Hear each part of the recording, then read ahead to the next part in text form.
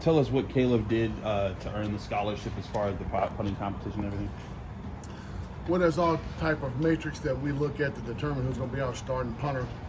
And all things being considered, he was he was better in all three of the categories that we judge our punter by.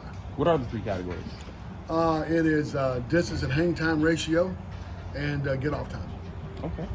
Does it really come down to just you look at the numbers and you say, all right, who's got the better numbers? We go with that's pretty cut and dry. It's not like you grade a quarterback that's got the two receivers and got the two line, and he didn't get the protection or they didn't run the right route. It's catch the ball and put it up in the air and put it where we need to put it.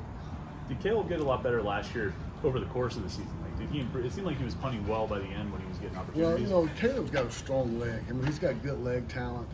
But there's a lot of fundamentals and technique that go along with that job, and he's just got more consistent with it. Is Bub a factor for you on the coverage units? Pat has mentioned him a few times. Bub's going to be a factor in a lot of different ways. What's the return game looking like? Who are the guys that you're looking at the most to maybe make more splashes back there? Well, of course, we've got MJ returning. We got Kanate. We got Wabuko. Those are the three of the main guys that we're looking at in the punt return game.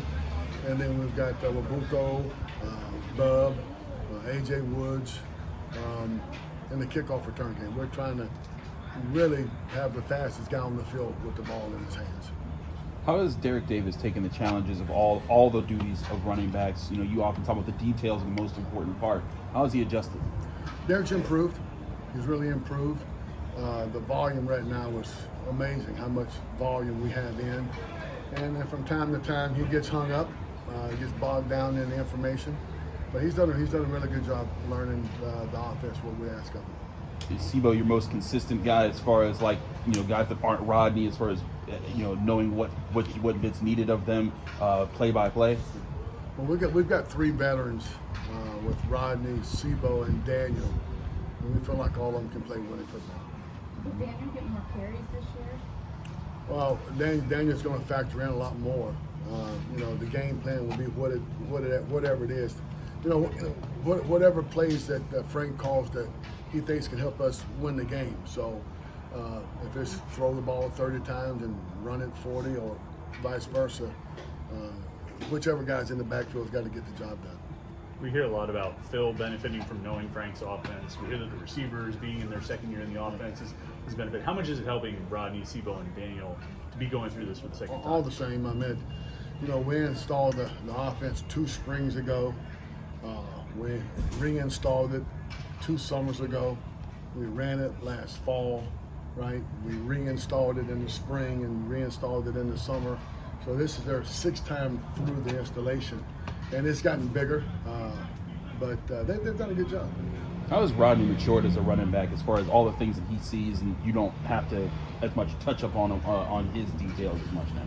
Oh man, his knowledge of the game, knowledge of defense, knowledge of all the nuances that go with the position has really gotten a lot better. And it's hard to put a value on it, but it's really, really improved.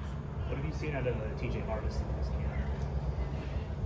Now those young guys, he probably won't factor in this year. You got to have 4 guys ready to play winning football, and that's what we're working toward. Andre, do you ever watch film on the offense and how it looked during Frank's first stint here as OC? Sometimes. And do you see any comparisons when you watch that film of Rodney and maybe a guy like Dion Lewis?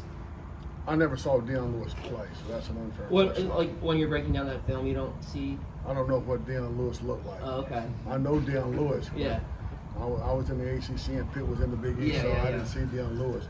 But Rodney's gotten a lot better. Mm-hmm. He's gotten a lot better. So, we got to keep him healthy. He's got to keep improving. He's definitely not a complete finished product, but we're proud with the progress he's made.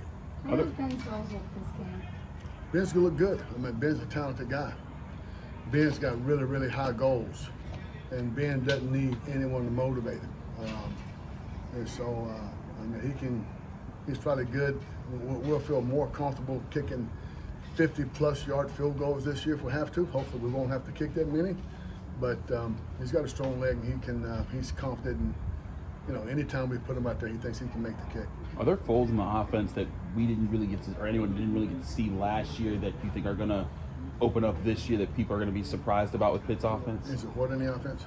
Just like new parts of the offense, or new facets that you guys didn't get to use as much last year that you will Well, this year. I mean, the thing that's going to be new is Phil's personality and his approach to the game, opposed to the quarterbacks we had last year. He's different, so there'll be some shots that he'll take that maybe the other guys didn't, and there's some other facets of the game that he's a different player. So it's pretty much the same offense, but there's more stuff to it, and the quarterback's different. You said you'd like to have 4 guys. Is Derek the 4th?